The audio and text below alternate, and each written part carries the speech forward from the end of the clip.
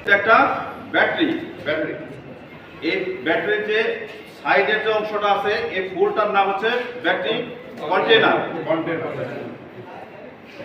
এই অংশটার নাম হলো ব্যাটারি টার্মিনাল। এটা পজিটিভ টার্মিনাল, এটা নেগেটিভ টার্মিনাল।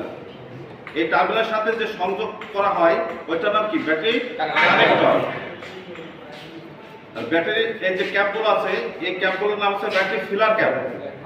ব্যাটারিতে যে পানি থাকে এটা থাকে সালফারিক অ্যাসিড এবং ডিস্টিল ওয়াটার। এই ডিস্টিল ওয়াটার আর সালফারিক অ্যাসিডের পরিমাণ কত? ডিস্টিল ওয়াটারের পরিমাণ কত, সালফারিক অ্যাসিডের পরিমাণ কত? তাহলে ডিস্টিল ওয়াটারের পরিমাণ হচ্ছে 60%, সালফারিক অ্যাসিডের পরিমাণ 40%। এই দুটোর সমন্বয়ে যেটা তৈরি হয় ওইটা নাম হচ্ছে ইলেকট্রোলাইট।